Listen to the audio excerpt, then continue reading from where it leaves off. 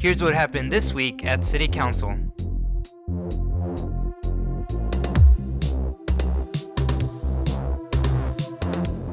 Item number one, it was for personal wireless service facilities, and it was to bring back and introduce City Council to that particular item prior to the ordinance coming forward. And the impact that it will have on the community is to regulate new personal wireless service facilities or cell towers to impact their height and camouflaging, and also to bring forward a policy guide to help staff and applicants as well to get better designs that fit into their surroundings.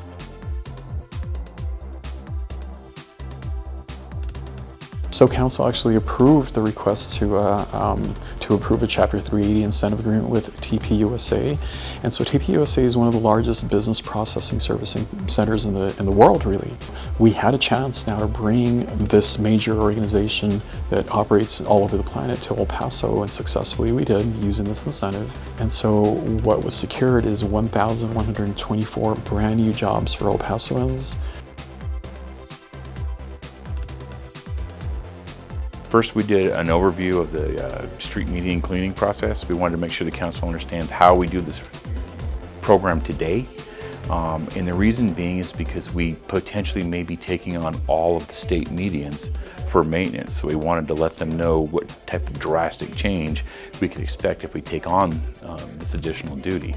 The second thing we got was permission for the city manager to form a median cleaning crew and to set up a budget and have a program in place. Should we get stuck with this additional duty, we'll be ready to go.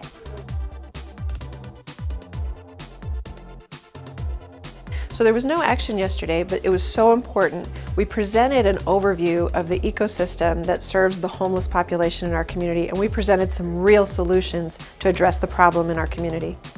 So I think it means a lot in terms of protecting those that are most vulnerable, and what El Pasoans can do in order to help those folks, and what is the city's role in that effort. And so we really laid that out yesterday, and we're really excited to move forward with some big efforts.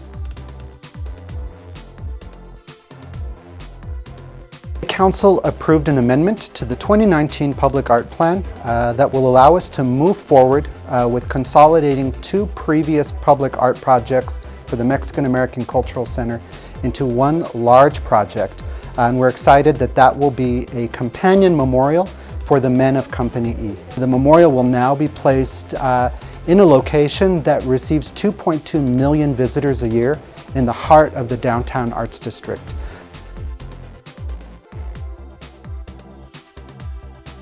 Presentation today, we had the youth of El Paso from our 5 school districts, El Paso, Canutillo, Isleta, and Socorro Independent School District, as well as along with Loreto Academy. They came and presented to council their priorities and their vision for El Paso. We're actually seeing how our youth can engage in city services, how they can engage and have that civic mindedness that we need, and they can give back to their own community, to their own neighborhoods, and they can also understand how the city supports them in all the services that we provide. So what we presented today, under the direction of the city manager, we created a cross-functional team that's comprised of multiple departments that have a critical role in the implementation of that master plan and helping that become a reality. What we completed today is we have started in the construction of the Camp Cohen neighborhood water park on site. We also awarded the demolition of the stadium, and that's proceeding as we speak. And in addition to that, we're working on the design for the grading and drainage permitting process. Cohen redevelopment, or Reimagine Cohen, as it has been called, is one of the critical developments that we have that's aligned with our strategic plan in creating economic development, as well as attracting entertainment options for the community. We presented on some of the incentive tools and mechanisms that are used throughout the streetcar corridor to really bring more different amenities to our downtown and our uptown area, and analyzing stop by stop what there is already to do within this footprint.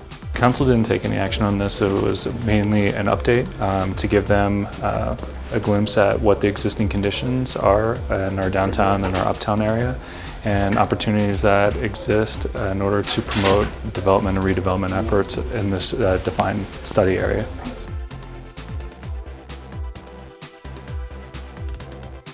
Today's topic was essentially a recap of the 12 different presentations we've done since October, providing them an update on the major cost drivers, looking at budget challenges, looking at cost savings efficiencies, putting that all together into a recap of all the different presentations we've done. This is what we've done over the last several years, and it's really just to inform not only the council but the public as well as we're getting further along into the budget process. So no action was taken, just a presentation and an update on where we are.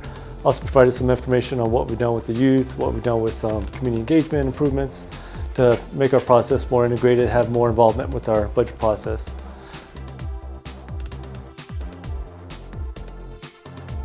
So we have a new survey that went out this year from March through the end of April, and we identified 3 major priorities through the survey. And so the priorities are streets, economic development, and public safety. This is an important component of, that's part of our budget development process. And we look at it because it gives us that feedback that we need for the community to help us better prioritize and balance the budget. Council took action to authorize the city manager to sign a cooperation agreement with the Paso del Norte Foundation. This is about the decennial census. We've allocated $50,000 to get our marketing and communications efforts started. We're doing that in partnership with the county, who also contributed $50,000, and the Paso del Norte Community Foundation, who also contributed funds. It means a lot in terms of getting the word out in a really effective way so that we are properly counted in 2020.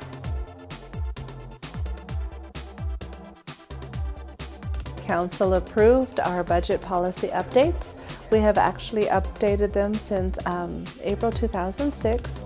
We've incorporated just minor changes from the previous policy to include language from our city charter regarding our reserves. I think it provides a better understanding of the budget process and what is available and what can be done with the budget at the different levels of the organization, all the way from our elected officials down to the department heads.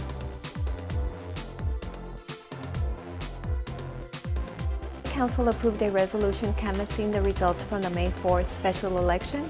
The special election contained a proposition brought forth through the petition initiative process, and today's approval enacts an ordinance passed by the El Paso city voters, preserving in its natural state 1,107 acres contained in the tax increment reinvestment zone number 12, which includes the Lost Dog Trail, and prohibits any private development or major public roadways in that area.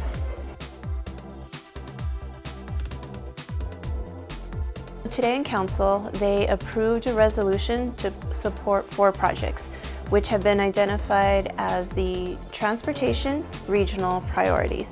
The projects are Artcraft Interchange at I-10, the Northeast Parkway or Borderland Expressway, and from Reimagine I-10 are segments 2 and 3. And this really has a great impact on the citizens, the businesses, and also tourism visitors to the city of El Paso.